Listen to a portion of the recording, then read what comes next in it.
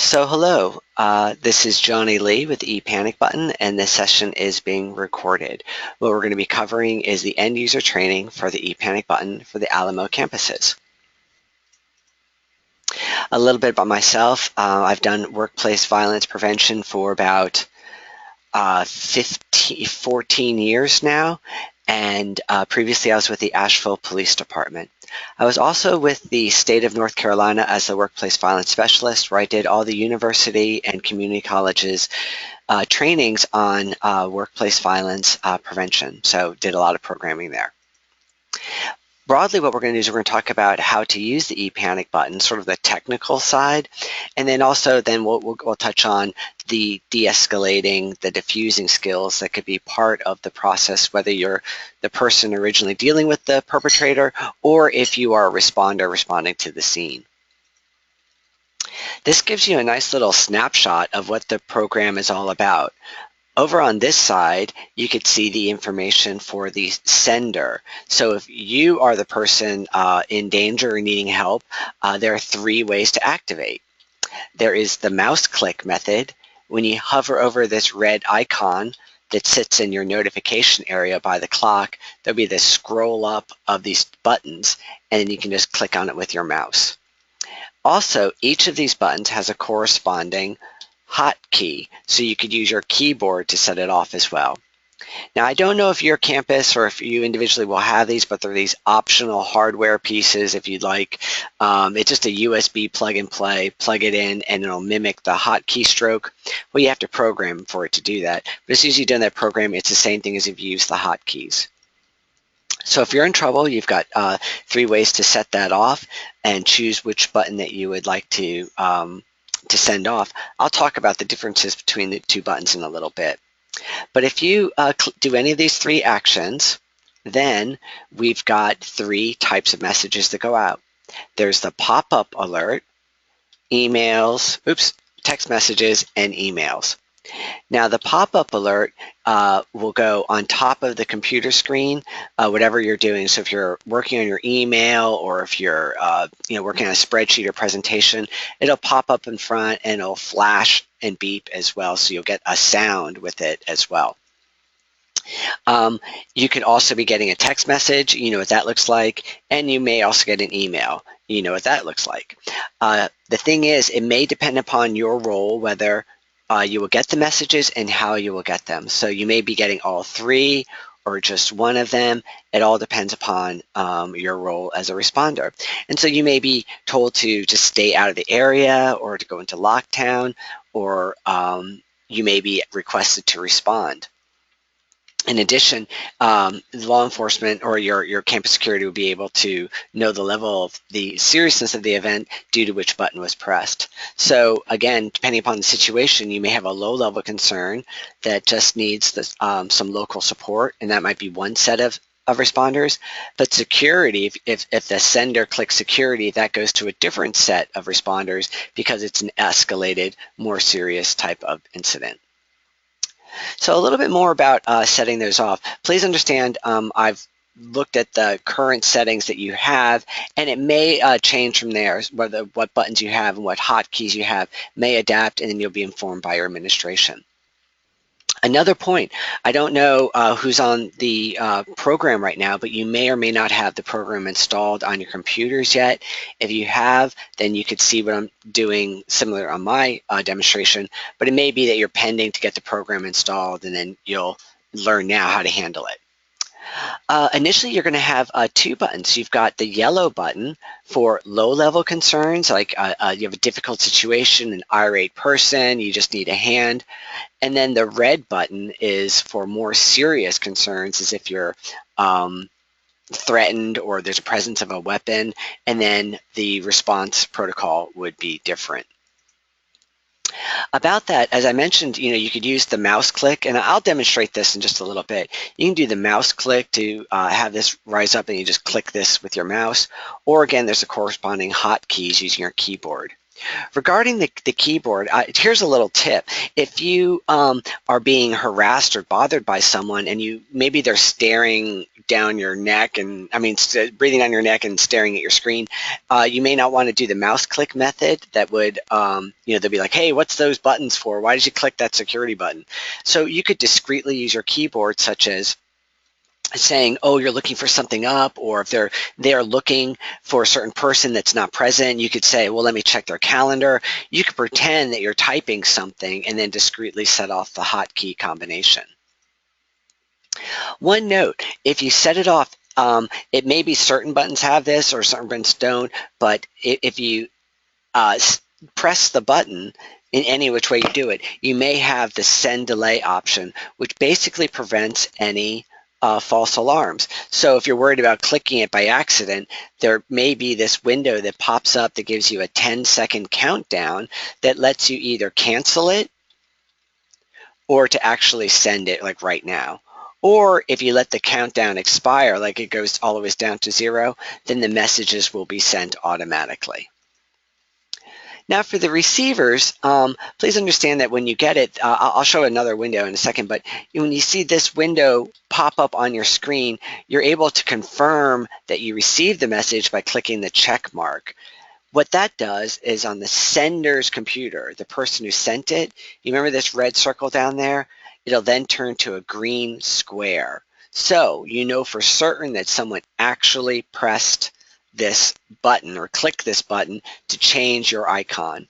No, you don't know who clicked the confirm, but you know at least one person confirmed it. Now to reset it, by the way, you can always right click this red icon with your mouse and you'll have this right click menu and you click reset icon to have it revert back to the red circle. By the way, if you have any questions about this, just please let me know. In terms of receiving messages, again, you're going to get, here's a better view. You get this big pop-up. You can click confirm receipt to let them know that the person got it. That'll also stop the audio alarm as well. And then you follow through with the procedures that are assigned to you. And maybe, again, you're told to stay in place, or they might be your role to respond. Tell you what, why don't we take a look at what the program looks like. If you can look at the bottom right of my screen by my clock, over by the volume, you'll see the two icons. So I'm going to mouse over the red icon, and you can see these scrolled up. Let me show that again. So when you mouse over, you can click on these buttons. If I click on the security button, we have that delay, and this one's set for only 5 seconds, so I'm going to cancel it, because let's say you hit it by accident. But for instance, the support button,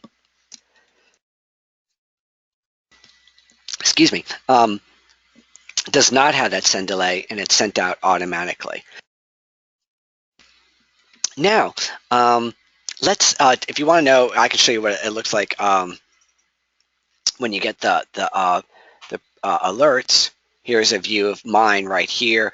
It's going to say who sent it, and this earlier alert came from Johnny's laptop, who's in the basement, he's in the tech department, but which button they pressed is dependent upon we'll show what's up here. So if I hit the support button, it would say support, but earlier I hit the security button, so you see it says security and the message. And I just hit this confirm receipt in order to change that icon on the senders. It's not this computer because I did not send it. This is the receiver computer, but that would turn to that green square as I showed you earlier. I hope that makes sense. If you have any questions, feel free to ask questions using the GoToMeeting interface. Let me actually pause there for a second and show you how you could ask a question. On the GoToMeeting interface, you might see this little double arrow right here. If you could please expand that out and then type the questions there. I will repeat anyone's questions that they may have, because if you've got a question, I bet somebody else has the same question as well. So if you have any questions about how to use the program, please feel free to ask at any point. Let me expand out my questions tab so that I could see the questions coming in. All right, so now we're really talking about what do we do when we got a hostile encounter, whether you're the person who, let's say the receptionist who, click the button asking for support, or you're the staff assigned to go and provide support. Broadly, one philosophy that we believe here at ePanicButton is that all these violence incidents can be prevented and by using a teamwork approach. If we've got a group of people who are concerned about each other and are staying aware, we believe that it's everyone's responsibility to ensure the safety and security for the organization. Yes, there's administrative roles, but it really comes down to the employees themselves making a difference. Excuse me.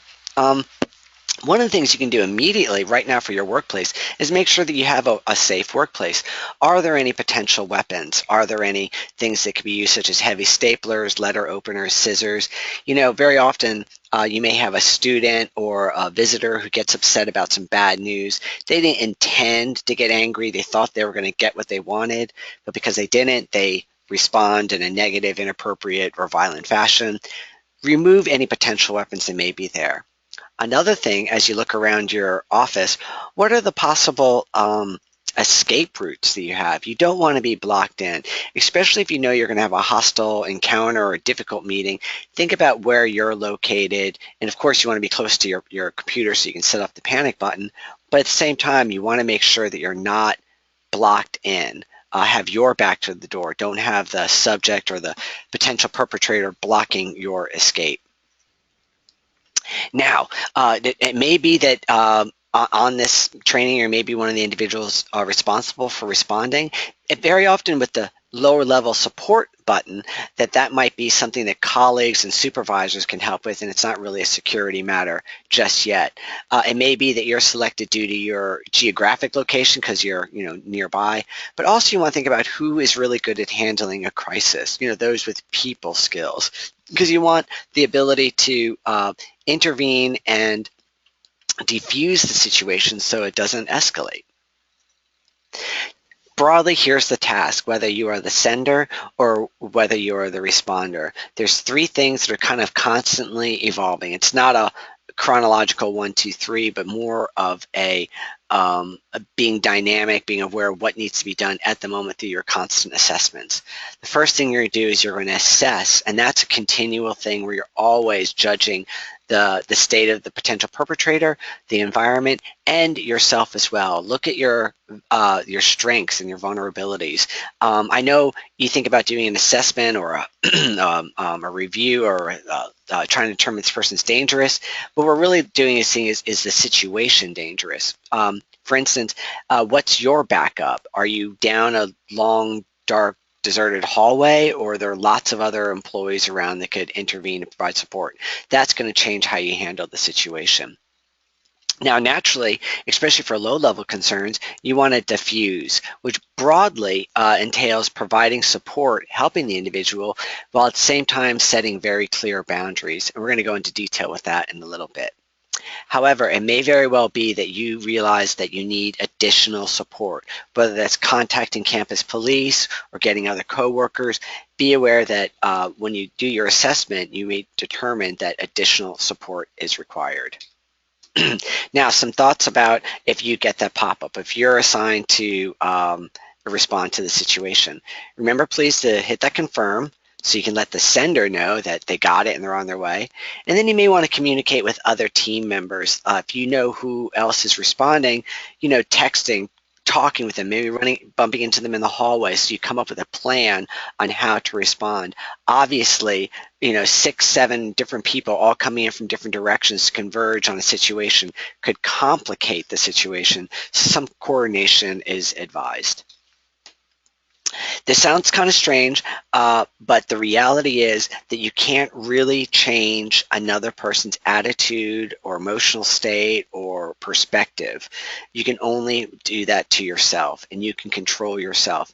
The bottom line is that I believe that all of you as mature adults can handle almost any crisis situation when you are calm, cool, and collective. So you have to understand, given especially very intense, emotional, frightening situations, high dynamic, intense encounters, that your body's going to change and you have adrenaline pouring through your body. You may be nervous, you may be upset, you may be angry. All these things are going to affect your judgment and how you handle it.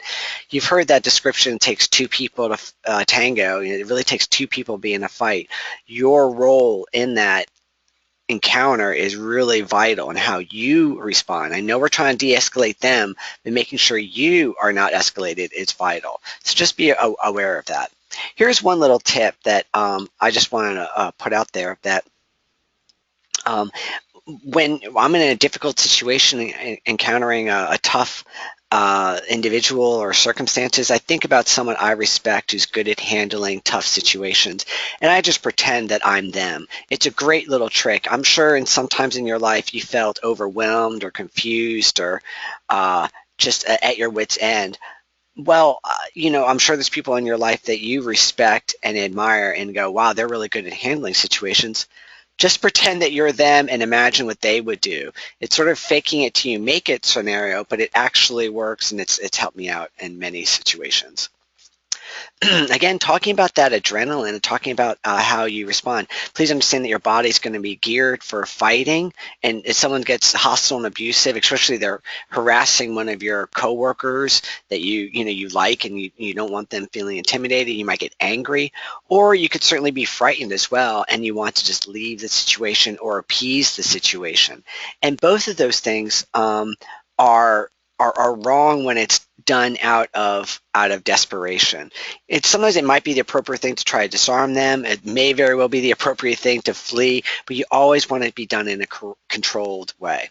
The one thing you never want to do, and please understand this is a very common response to crisis, is for some people freeze. And maybe you know people like that. Maybe, it depends on the circumstance. You might be the person to do that as well. Please understand that that's just a normal reaction to shock, but you have to know you're doing it, and you have to take steps. Again, it's thinking ahead, planning, and training that helps reduce this response of freezing. So again, as you're approaching, as you're getting there, you certainly don't want to barge right in. You want to listen and determine what's the situation. Again, the button was pressed, and let's say it was a high-level security case, but you still don't know exactly what's going on. Who's there? Are there weapons? Is it really like a imminent shooting sort of thing, or is it just someone who's really being abusive and hostile? How many people are in there? That would certainly change how you respond. Maybe it's a group situation, maybe sort of a protest. You want to be prepared for that. Again, part of that assessment, who's the backup? Are you the sole responder and the only one who's going to be providing support, or is there a team of folks and other resources to help? And then naturally, as I mentioned before, recognize your own role, and are you going to escalate the problem? By the way, in many, many cases, especially I want to say in education and healthcare, well, actually in all cases, there's often a visitor or a patron or a client or a student that's been the source of problems before. You've got this, I hate to put it this way, but the problem client or the problem student or parent, and they've been there before. It may be that you might have a bad history with the individual, and you entering the room will complicate it. Or it could be that there's someone who's better at handling this individual, and you can move forward from there. Again, as you're approaching, part of that assessment is, does it need to be escalated? Meaning not the tension, but the response needs to be escalated, getting law enforcement involvement. As I mentioned, there might be several people getting the alerts and responsible to respond, but it's the first person who gets there, again, doing that assessment. What we want to do is you want to provide support to that person who's in trouble. Maybe they can handle it. Maybe they're doing a good job, but they're being overwhelmed with other responsibilities, answering the phone, other visitors, other things that you could take over while you let that receptionist or counselor or professor deal with that person. And that might, again, be the best situation. Again, it has to be assessed for different circumstances, who's involved, and the environment. But of course, our real goal is to diffuse the entire situation, and I'm going to go into detail with that soon. However, there may be additional people showing up. Again, you could see the problem with like 7 or 8 people barging into the room, complicating the situation. It may be that there's the second or third person is the best one able to handle it, and you may want to let them step in. It might, again, be the history. Maybe somebody, a staff member or a professor, faculty's got a relationship or connection with the individual, and then they be the best one to speak with them. Again, you see how you want to assess your resources and determine the best avenue that you can. And by the way, I appreciate that sometimes it's chaos, it's confusing. Make the best decision, support it, be ready to always continually assess to determine if something else needs to be done. And that's the process. It's a way of determining observing the circumstances, identifying what your resources are, and applying them as appropriate. Again, other things we could do if you're not directly involved, keep the area clear. If it's a visitor area, maybe you can redirect visitors somewhere else so it doesn't add fuel to the fire. It doesn't cause additional problems. You could also set up other security measures. Maybe it's getting ready to call dispatch and the police and giving them sort of a verbal update of what's going on in the room. There's a lot of things that could be done to help secure the environment. Now, what does it come down to defusing? How do you diffuse? I've used that term a few times. One of the most important things you can do is simply just listen. Many cases, many violent encounters, I believe, could have been prevented if the individual felt that they are respected, if they were listened to, if they were supported. And that's really done through active listening. It's one of the best ways is through active listening. That means not talking. It means not checking your phone or your email or turning away from them. It means giving them your undivided attention, eye contact, and support. By the way, one little thing with eye contact, you do have to be careful where in general it means that you're paying attention, but sometimes eye contact could be an act of hostility as well. And you know what it is. So obviously if it comes down to a locked glare, stare down, you don't want to get involved with that. But if you want to demonstrate that you're listening, you could use eye contact as well. Another note, it's also some cultural competency understandings that in different cultures, eye contact has different roles. So just being aware of that could be important as well.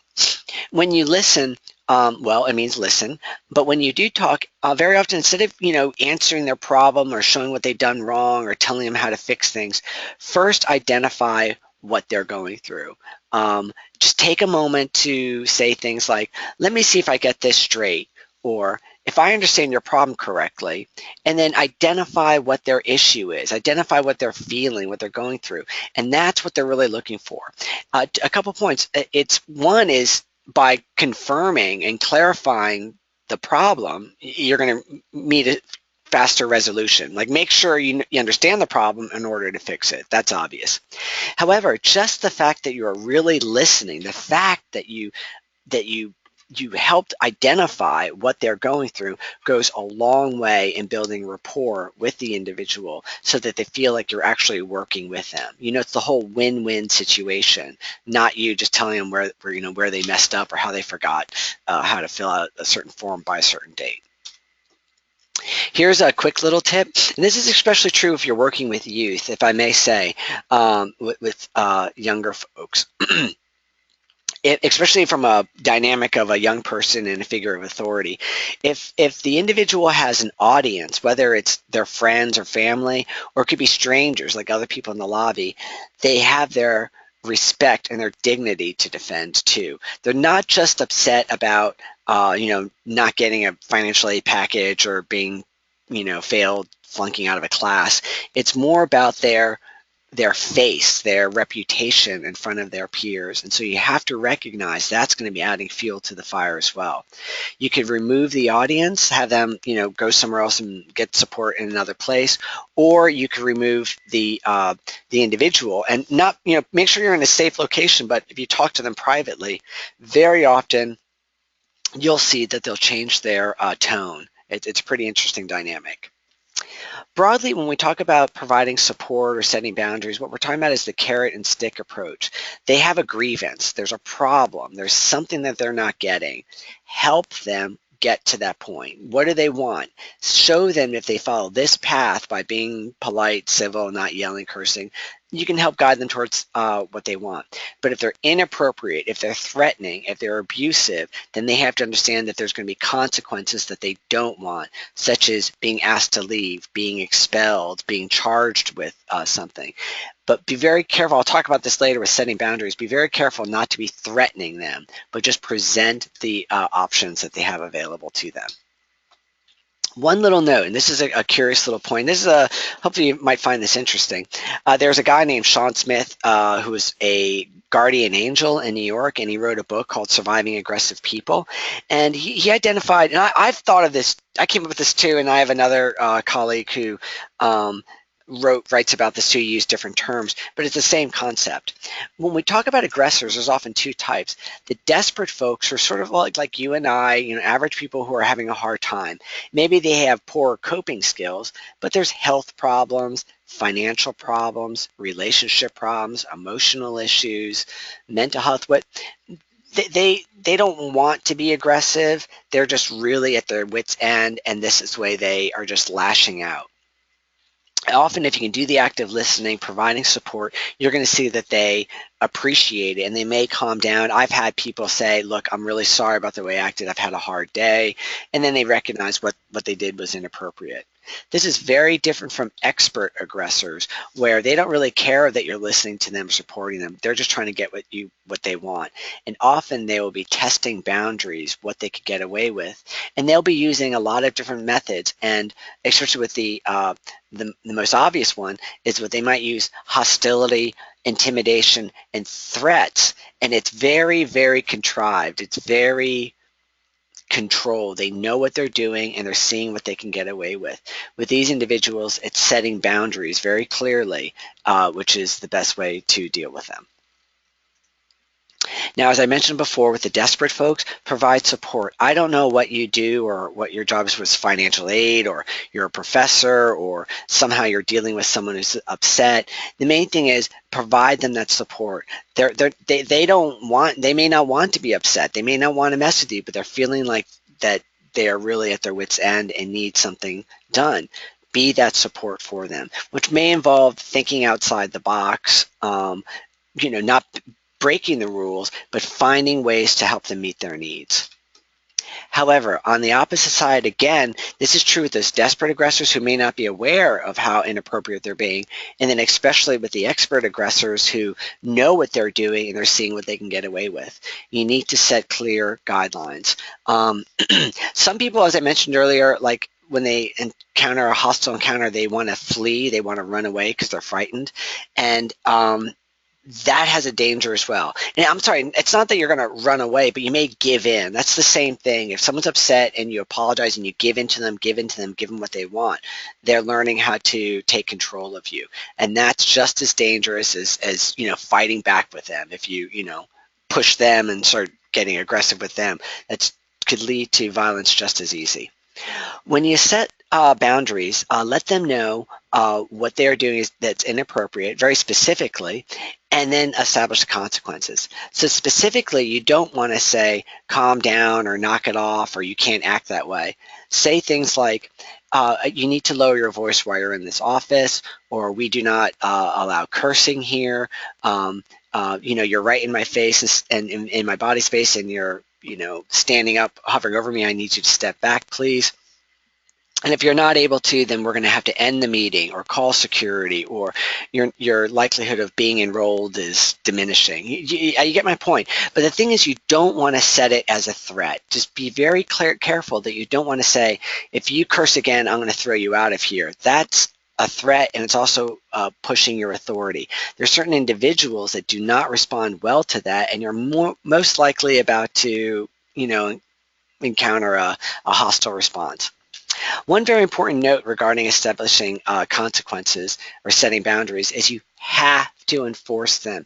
If you set a rule saying, if you curse again, we're ending the meeting, you cannot allow them to curse again and let them get away with it, because it's very much a testing thing, and then they're going to feel more and more entitled to act inappropriate with you. So make sure you set realistic boundaries, and then absolutely you need to enforce them and follow through. By the way, if you feel frightened about saying that, then that's good to know too. If you feel like you can't even tell them that you're going to ask them to leave, then you know that you really are in a very rough situation. You want to get additional support. This is where campus law enforcement can come in, or additional support from supervisors and such. Now, as I stated earlier, when you have these encounters, make sure you have a way to escape. again, you want to be close to the computer. It depends upon different environments where you encounter them. But as you have these encounters, keep your distance from them. I know it sounds weird, but you want to be 6 to 8 feet distance from them, and your back is to the door. You don't want to have them blocking your escape. Think about potential weapons. Broadly, you want to be thinking about leaving. And by the way, you're doing your job by leaving a dangerous situation. That is part of your job responsibilities. You're not failing or not showing incompetence on handling them. If you feel unsafe, get away, warn others, and get the support from individuals who can handle the situation. If the individual leaves and you don't know who they are, oh, well, let me say first, if they leave, make sure that they do. They could storm out of your office, but you don't know if they actually left the campus. Be aware of where they went without following them. Of course, you don't want to be like tailing them or aggravating the situation by making them think that you're, stalking them or following them around. But you want to make sure that they leave. If they go out to their car, make sure they don't retrieve a weapon. If you don't know who they are, that's a great way to help identify them is get the license plate. Maybe you could take a quick picture of it or you can memorize it. Again, don't put yourself in danger, but realize once they leave your office, the situation is not over. It could quickly, very easily return and be worse, especially if they left upset. Yes. Okay, let's say that you get the alert and you're not responsible for responding, but you know the situation's going on. You can certainly help by being the eyes and ears, continually to monitor it so that if things continue to escalate or get worse, you could summon support. You can let others know. Another very important role that you can play is staying out and making sure that other people stay out of the situation so it doesn't further complicate the program. Be aware of further communications from administration about what other responsibilities you may have. Now, this is not an active shooter response training. I'm going to go over some of the basics, but you may have done those trainings otherwise, or you can always look them up yourself. Obviously, if you have a deep, intense crisis, this is where, again, you have to go back to your body again, go back to your adrenaline, know how you respond. Have you ever been in a crisis, critical situation? Are you the type to freeze when you encounter hostility? Are you the type to want to fight back, or are you the type that just wants to run? There's no judgment there, but you do need to understand what your typical response is going to be. Again, obviously, calling 911, getting campus police there as soon as possible is important. Notify administration so they can initiate the communication to the rest of the campus. This is a very specialized and very important part of emergency planning, and this is not this is certainly not to replace that training, but it certainly is to just give reminders. Broadly, many individuals, there's a lot of different theories out there, but broadly, when we look at what you could do in these crisis situations, obviously one of the first things is leave. If you could flee, get away, please do. However, it may be that you are not able to, or depending upon your location, the situation, you may choose to go into lockdown, to barricade, or to hide. And I know that sounds pretty frightening when you would like to leave the campus entirely, but these incidents are over very quickly, and the majority of these incidents are over in just a few minutes, and the more time you can have as an obstacle to them, the more likely you're able to survive these situations. The most dangerous thing you can do is ever try to physically intervene, to disarm them or to restrain the individual. It may be that that's what the circumstances allow for, depending upon who you are, depending upon who they are and the other individuals that are around. But please understand, as soon as you choose to get into that, taking that option, A, it's very dangerous, and B, you have to completely commit to it. There can be no half-hearted attempt to subdue someone. It has to be complete, total commitment to that action. Now, what I thought I might do is go over a couple of familiar common scenarios and go over them. It may be that you have an emerging issue like with some stalker and then you come up with specific plans, but each of these situations do have unique elements that may make you think about how you want to respond. So just to give you an example, here's the most broad, this probably happens to you every day. We have a customer, client, or a student or a parent who's upset, maybe financial aid, maybe a grade issue, whatever it might be. It could be employee as well. It could just be a visitor. The idea is that most of these situations, as you could imagine, just meet their needs. There's some grievance. Listen to them. That's all the diffusing stuff that I talked about. But the real issue is find out specifically what their grievance is and help them resolve it. Granted, even though it's often their fault, there's no benefit in pointing that out to them. Still, yes, they have a responsibility in this, but what could you do to help them meet that goal? Again, it's often on their responsibility, but um, be that supportive person, be that ally to them to help them make that goal. Here's a unique case. I'm sure at some point you might have dealt with someone that appears to be mentally ill or under the influence of some substances. This is very difficult to deal with, like in terms of like active listening or providing support. Very often they're not rational at all. They're not. It's very difficult to provide what they need because they are just out of the loop entirely. They're not able to really concisely answer it, or even if you're meeting that need, they're still stuck on some spinning wheel of their own anxieties or paranoia. So what it really comes down to is getting that support. This is really where you get the supervisor support and or campus law enforcement to deal with them, because what I mentioned earlier about the diffusing skills, it's often very, very tricky to do that with someone who's not able to rationalize. Criminal activity, and this is where campuses have a huge problem with stolen items. We got a lot of gear and gadgets around: laptops, iPhones, tablets, purses, cars. There's a lot of things that people look to steal. And when you encounter that, again, naturally, there's no active listening, there's no providing support. This is really, again, with those expert aggressors that you want to set clear boundaries with them and get law enforcement support. So if you feel like someone is doing something inappropriate, be very firm, very strong, identify them, and get that support.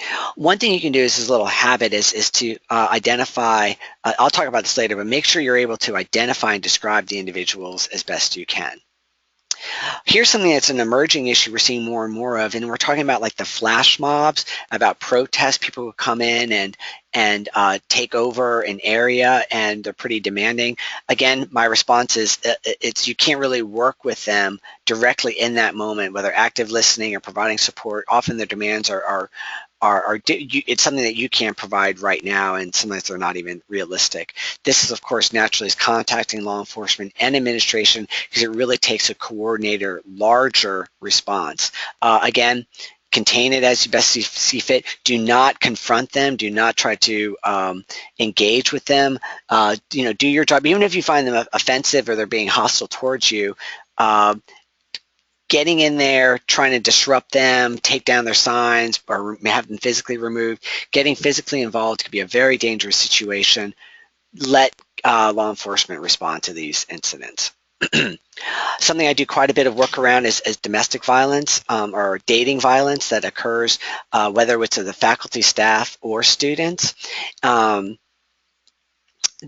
When this occurs, again, I'm not a big fan of active listening or providing support, because this person is often engaged in a criminal activity, what they're doing. Very often they're going to be looking to see someone, and they're trying to get past you to see someone. This is not where you're going to talk about the relationship issues or things like that. This is, again, where you're going to be contacting administration or, again, law enforcement. I keep seeing, it seems like I'm repeating a lot of things I'm saying about the different encounters, but you have to realize that, and in certain cases where you cannot provide direct support for them, that's where you want to escalate the response to get the people involved, such as law enforcement or administration. The big factor with this is we also want to notify the target or the victim. Do they have a restraining order? Hopefully, please understand that in many of these cases, there's a lot of shame and embarrassment around these cases. So you may not be aware of the situation. Meaning you may not be aware that there's an abusive person who got a restraining order out against them. But this is where you open up your eyes and you actually look at dynamics and how people interact. Maybe Sally's been seeing John for a long time, and she's always glad to see him, and he always comes by to see her at every lunch break. But then now you see that she's upset. She seems to be nervous and anxious around him. Pick up on those cues so that later on you could provide that support. And this is a much bigger issue with human resources, getting some employee assistance support to help address these situations. But again, be aware of these dynamics when you're seeing people interacting. A very important part of this whole process is reporting. Even though the panic button will document the button was pressed, what exactly happened, how it was resolved, what were the issues, it's real important to document that for future investigations. Essentially, you could be doing assessments of an individual or a location, and through the years, you could be looking at some trends. You could, with good solid reporting, you got the evidence saying, hey, this is a high risk area, or there's often situations with this individual. Especially because you have different campuses and maybe the same perpetrator going from campus to campus causing problems, and only through documentation is that trail going to be identified, and you can help alleviate the situation. So again, document it. And oh, hey, that middle point's an interesting point about when you, let's say there's a lot of witnesses, some event or incident occurred and there's many witnesses, write it down individually as soon as possible, and avoid conversing with others until you get that documented. There's a phenomenon where with many witnesses seeing something, if they talk about it afterwards, the story sort of, what's the word, convalesces, I don't know if that's a word, they kind of, it mashes together where the similarities start appearing. Meaning one person could say, oh yeah, he was wearing a red shirt, and then other witnesses may not recall that, but they're going to think, oh yeah, he was wearing a red shirt. Yep, he had a red shirt, and he could have been wearing a blue shirt all along. But one person putting that memory, planting that memory in there can change someone's memory of how it all went down. Just as important as reporting is debriefing. So in fact, if this training has any value, I hope it does. But what's more important, better than a training, is if when there's an actual incident, get together with the people involved and discuss what happened. How was it handled? What went on? Whatever protocols you set up for the ePanic button, I hope that, well, I hope you don't use it, but if you ever do, I hope you look at how it was used and how the response was afterwards, so that you know how to modify. Maybe you can have different buttons, maybe you have different receivers, but more importantly, look at how the team worked together to deal with it. Did you identify certain people who handled it really well? Maybe there's some people who didn't handle it really well and maybe need to be off the team or get further training. I think you see the point that I'm getting here, but you want to assess what happened, because it's the best way to improve the security of your organization. With that, even though I'm going to go to the second point, when you talk about the debrief, it's not really so much about improving the plan, but it's improving the people involved. I heard a great phrase from an emergency manager once. He said, it's better to have a good team than to have a good plan. And I always remembered that, and I thought that that was really valuable. While we could talk about protocols and training and policies, really, who's on your team, who's on your floor, who's in your department that's going to help handle the crisis. It's how you all work together by your different personalities and your character that will really determine the outcome. And with that, I've seen plans that break down every single conceivable incident where there's a hostile person, whether there's a bomb threat, whether there's a fire, whether there's a gun, whether someone pulls a knife. And it seems like it's really difficult to determine that the best course of action every single time without knowing what's actually happening, meaning it's better to have the plan to assess, de-escalate, and have resources to augment it for any situation so that you could be adaptive to the program. There's another great phrase that says the first casualty of war is the plan. And that's really true. You could plan a lot, you can train, but until you're actually practicing it, that's where you're going to get the real value. And that's my third point about training is the best point. Broadly, though, all of this, much of it can be prevented.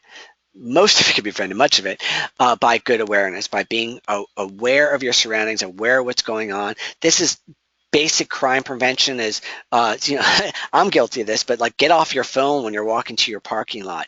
Look around where you are going. And this also applies to people in your lives, whether it's students or coworkers. Look at them, see how they're behaving. Are they jittery? Is it hygiene issues? Are they crying? If you pick up on cues from other people, you could see when people are in trouble, whether they're being targeted by violence or they could be upset. Again, those desperate aggressors, right? Those individuals are going through bankruptcy, divorce, illnesses. Those people are spiraling, and they often react desperately, what could be done beforehand to help them is really critical. It really comes down to being, have that awareness and that sense of responsibility for each other. Sorry if I sound like I'm preaching right there, but it really comes down to the bottom line is the best way to ensure a safe workplace is by having a positive and healthy work environment. Take care of each other, be aware of the issues, where we have good communication skills, mediation, conflict resolution, good leadership. All of the things are important to prevent violence in the long run. And in fact, it's really the only thing that I think will stop it in the long run.